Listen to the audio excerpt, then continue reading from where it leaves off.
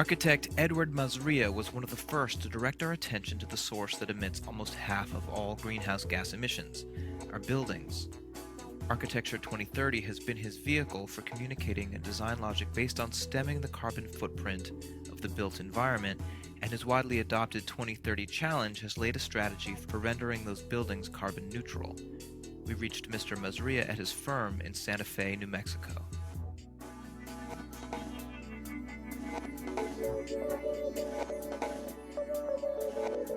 You've been calling for a lot more focus on climate solutions within design schools and within those curricula. What needs to change, and how do you see that manifesting? Well, climate change has really just come on the scene, in essence, in full force, probably in the last year.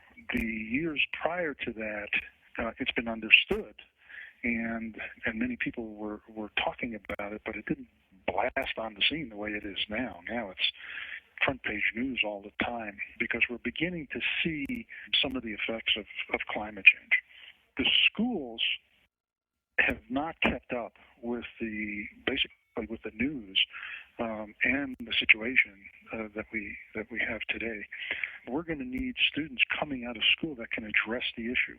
We know, for example, that the building sector is a major part of the problem, of the global warming problem. And so we're going to need to design our buildings very, very differently from here on, from now on out. And so when students come out of school, they go into the profession, especially the design professions or the architecture profession, planning, landscape architecture, interior design, industrial design, all those professions, they need to have a keen understanding of what the issues are and how to solve the problem within that sector. And so the designs have to be appropriate for today's situation. Well, you yourself, of course, are an architect, but some of your talks make you sound like a climatologist. Is climate science something that architects need to now grasp? I think so. I think climate science needs to be understood by everyone. I think it's now becoming part of the conversation, and people really need to understand what it means and what it means for them, because basically everyone has a role to play, some more than others, but everyone has a role to play in addressing the situation. We understand that in the building sector, we have a major role to play. So we need to, for example, not only change the profession and change the schools, but we need to change the people who ask for buildings to be designed and built. So there's a lot that we need to do to educate all sorts of people about what's going on. I think a lot of people really credit you with bringing to public attention in recent years the climate impact of the built environment. So, in the simplest terms, how do you define the carbon footprint of buildings? Well, you need to look at two parts of buildings or the building sector. Well, there are actually many parts, but the two primary parts are building a building and all the energy and greenhouse gas emissions when you manufacture the materials, the amount of energy used and greenhouse gas emissions given off in manufacturing the materials and transporting the materials to the site. In actually building the building, you use machinery. And so there's what we call an embodied energy component and greenhouse gas emissions component to constructing the building. So that's one part of it. The other part of a building is building operations. Now, that is a much larger number because once you build the building then stands for 25, 50, 75, sometimes 100 years or more.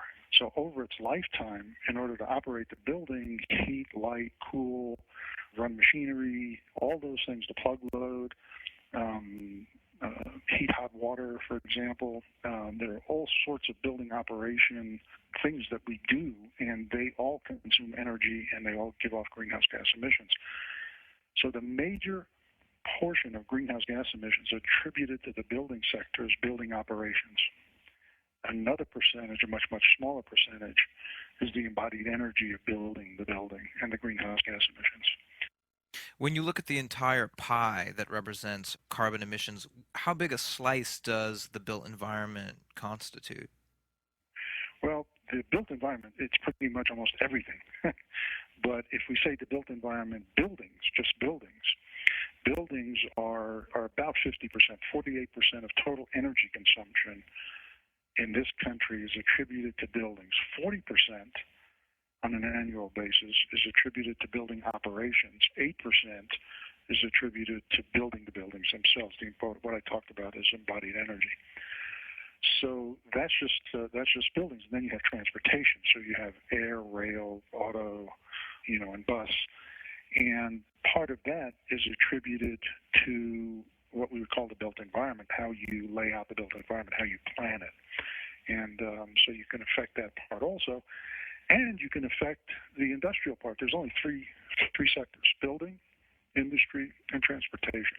So the built environment consists of all those three. But the building sector, the designers, also have huge influence on the industrial sector, on the types of materials that they manufacture and whether those materials have high embodied energy or low embodied energy, and therefore what types of greenhouse gas emissions they have. And you're now seeing programs and instruments in the hands of designers that actually now let them see that. They let them see, for example, let's just take carpet.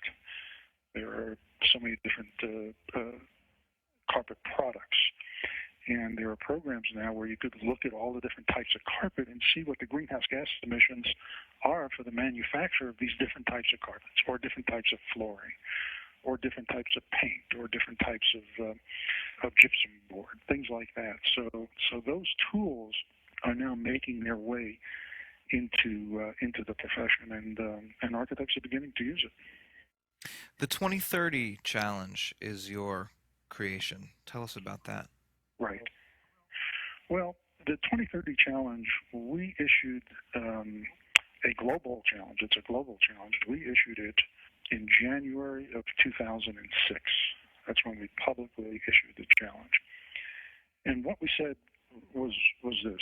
There are a number of parts to it, but we basically worked backward from 2050, for example. What are the reductions we need by 2050? What are the reductions then we need in the building sector by that time? And then work back to present day. So the first thing we need to do is to level out emissions. The building sector's emissions are growing annually, and energy consumption is growing annually because we add more buildings to our building stock every year, and our population grows. So the first thing we wanted to do was to stop emissions and energy consumption growth, especially fossil fuel energy consumption growth. So we looked at the numbers of how many square feet are demolished in this country every year, roughly. Take an average over a number of years. How many buildings, how many square feet of building are renovated every year, and then how many square feet are built new every year. And what we discovered was that we renovate just about as much square footage as we build new in this country.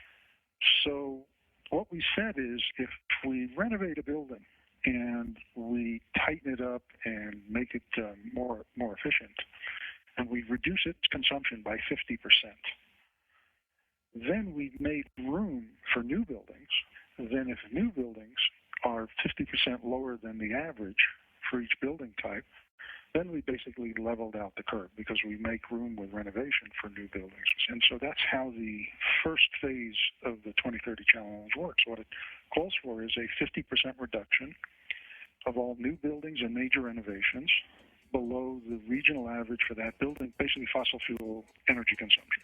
So that flattens the curve out. In order to bend the curve down, what we've done is we've increased the reduction by 10% every 5 years, so that by the year 2030, we get to zero, to what we term carbon neutral, which means that any building, new building designed in the year 2030 would be designed to use no fossil fuel greenhouse gas emitting energy to operate. That doesn't mean that the buildings don't use energy to operate, they just don't use greenhouse gas emitting energy. And that's why we termed it the 2030 challenge.